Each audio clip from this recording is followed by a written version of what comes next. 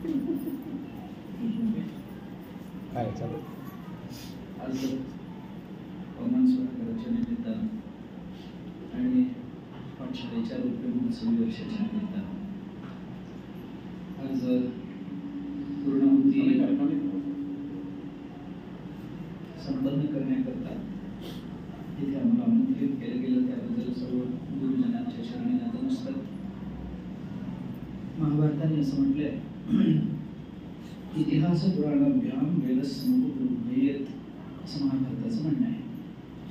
इतिहासाचा आणि पुराणाचा अभ्यास करून वेदाचं उपब्रह्मण करावं, असं महाभारताने म्हटलंय. कशाकरता करावं?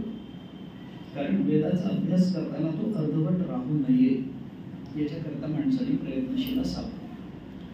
का प्रयत्नशील असावं? अर्धवट अभ्यास का सोडू नये वेदाचा?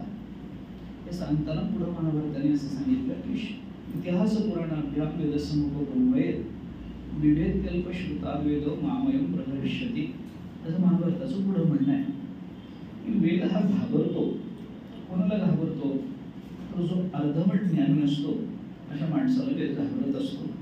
हा माणूस अर्धवट ज्ञानाच्या जोरावर आपले कसे अर्थ लावेल याची भीती वेदाला वाटते. याच्याकरता इतिहास पुराणाचं चिंतन करून वेदाचं उपब्रह्मण करावं, असं म्हटलंय.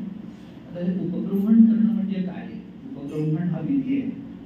उपब्रह्मण काय आहे? उपब्रह्मण करणं म्हणजे काय? तर अगदी साध्या भाषेमध्ये वेदाचा अभ्यास करावा, असं म्हटलं. आपल्याकडे वेद हा अभ्यासाचा आणि उपासनेचा अशा दोन्ही पद्धतीचा विषय वेद आहे. वेदाचा अभ्यासही होतो, वेदाची उपासनाही होत असते. अभ्यास ज्या ग्रंथाचा केला जातो त्याची उपासना होईलच असं सगळ्या ग्रंथाच्या बाबतीत म्हणता येत नाही, आणि ज्या ग्रंथाची उपासना केली जाते त्याचा अभ्यास होईलच असंही सगळ्या ग्रंथाच्या बाबतीत म्हणता येत नाही. शिवलीला ग्रंथाची फक्त उपासनाच आहे, त्या ग्रंथाचा कोणी अभ्यास करत नाही. आणि आपण जर अद्वैत सिद्धीसारखा एखादा ग्रंथ बघितला, अद्वैत सिद्धी सोडून द्या, पण एखादा शारीरिकासारखा ग्रंथ बघितला, विवरण प्रमेय संग्रहासारखा एखादा ग्रंथ बघितला, या ग्रंथाचा अभ्यासच आहे, खंडखंड खाद्याचा अभ्यासच करावा लागतो. त्याची उपासना करा असं नाहीये. तुम्ही सकाळी सोळं नेसून काही विवरण प्रमेय संग्रह वाचायला बसाल, नित्यनियमानं थोडं वाचत चला असं नाही. परंतु वेदाच्या बाबतीत मात्र, ज्ञानेश्वरीच्या बाबतीत, गाथ्याच्या बाबतीत, दासबोधाच्या बाबतीत मात्र हे ग्रंथ अभ्यासाचेही आहेत आणि त्याच्याबरोबरीनं उपासनेचीही आहेत. उपासना अभ्यासाला लागणारी एक आलंबनात्मकता निर्माण करत असते, म्हणजे चित्ताची एकाग्रता निर्माण करण्याचं काम उपासना करते. आणि उपासनेतून निर्माण झालेल्या चित्ताची एकाग्रता ही ब्रह्मस्वरूप करणारा अभ्यास असतो. याच्याकरता हे दोन्ही गोष्टी करा.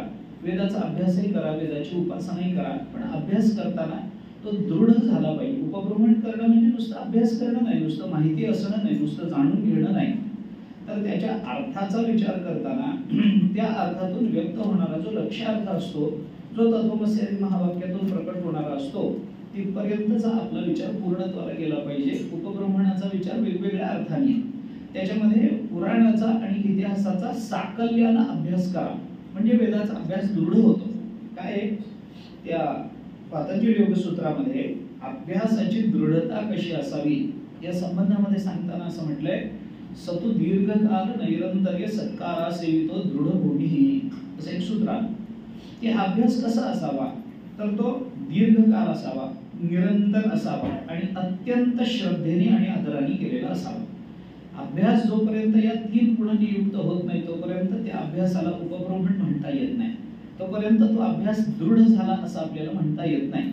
तो दीर्घकाल पाहिजे, तो निरंतर पाहिजे आणि तो अत्यंत श्रद्धेनं केला पाहिजे. दीर्घकाल करा याचा अर्थ आयुष्यभर करा असाच त्याचा अर्थ आहे. दीर्घकाल करा म्हणजे खूप काल करा, आणि खूप काल करा याचा अर्थ आज एक आपण एखादा अध्याय पाठ केला वेदाचा आणि मग 15 वर्षांनी दुसरा अध्याय पाठ केला तर याला दीर्घकाल म्हणत नाही. म्हणून त्याच्याकरता निरंतर या शब्दाची योजना सूत्रांनी केली. निरंतर करा, खूप काळ करा आणि खूप काळामध्ये निरंतर अभ्यास करा. आणि हा निरंतर करत असताना त्याच्या मुळाशी कुठेतरी अंतःकरणात श्रद्धा, आदर ठेवून तो अभ्यास दीर्घकाल आणि निरंतर झाला तर मग तो अभ्यास दृढ होतो. आणि दृढ झालेला अभ्यास आपल्याला वेदाची कृपा संपादन करण्याची योग्यता प्राप्त करून देत असतो.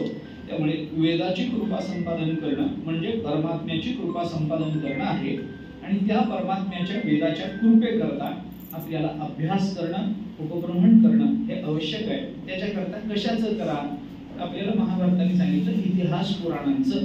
कारण इतिहास, पुराण, स्मृती आणि श्रुती अशा पद्धतीचा प्रमाणांचा आणि अभ्यासाचा एक क्रम असतो. सगळ्यात पहिल्यांदा आपल्याला श्रुती हे प्रमाण, वेदाचं प्रमाण सगळ्यात प्रबल आहे. त्याच्या पाठोपाठ स्मृतीचं प्रमाण, स्मृतीच्या प्रमाण पाठोपाठ पुराणाचं प्रमाण आहे, पुराणाच्या पाठोपाठ मग इतिहासाचं प्रमाण आहे. म्हणजे आपल्याला इतिहास आणि पुराण यांच्यामध्ये जर कुठे भेद दिसत असला तर पुराणाला प्रमाण माना, इतिहास सोडून द्या.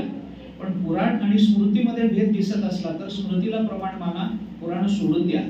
श्रुती आणि स्मृतीमध्ये जर भेद दिसत असला तर श्रुतीला प्रमाण माना, स्मृती सोडून द्या. आणि श्रुती आणि आपला अनुभव याच्यात जर विरोध निर्माण होत असेल तरी श्रुतीलाच प्रमाण माना, आपला अनुभव खोटा आहे असं समजा. असं शास्त्राने त्याचं चिंतन करताना प्रामाण्याची एक सिद्धी करून दिलेली आहे. तर या दृष्टीनं आपल्याला वेदाची कृपा संपादन करण्याकरता, भगवंताची कृपा संपादन करण्याकरता वेद प्रामाण्यानं जगावं लागतं. वेद हेच आपलं प्रमाण आहे, वेद हेच आपलं सर्वस्व आहे आणि वेद हेच आपलं दैवत आहे. या दृष्टीनं वेदाचं उपभ्रमण करावं. आणि उपभ्रमण करताना इतिहास पुराणच का सांगितले, स्मृतीचा विचार का केला नाही वगैरेचा विचार आता करण्यात तात्पर्य नाही. पण स्मृती आणि पुराण आणि इतिहासाचा विचार करताना शेवटची दोन घेतली आणि पहिलं एक घेतलं. वेद पहिल्यांदा घेतला, उपभ्रमण करायचं वेदाचं, पण अभ्यास करायचा इतिहास आणि पुराणाचा. याचा अर्थ काय? म्हणजे स्मृती आधी नसली तरी स्मृती घेतली पाहिजे. कारण न्याय असा आहे की एखादी माला उचलताना सगळीच्या सगळी माला आपण मधून उचलली तर दोन्ही बाजूनी मोती गळून पडतात. याच्याकरता काय करा, दोन टोकं उचला म्हणजे सगळी माला हातात येते. तसं एक इतिहासाचं एक वेदाचं टोक उचललं की मधलं पुराण आणि स्मृती ही सुद्धा आपल्या हाताला लागते. या दृष्टीने वेदाचा इतिहास पुराणाने आपण अभ्यास करावा आणि त्या दृष्टीने वेदाची कृपा संपादन करावी. ते संपादन करण्याकरता हा जो इथे आता स्वाहाकार झाला त्या स्वाहाकारातलं कर्म आपल्याला उपयोगी पडेल. अंतःकरण शुद्धीद्वारा भगवत कृपा संपादन करता येईल तशी कृपा भगवंतांनी वेदांनी करावी, संतांनी करावी याच्याकरता प्रार्थना करू.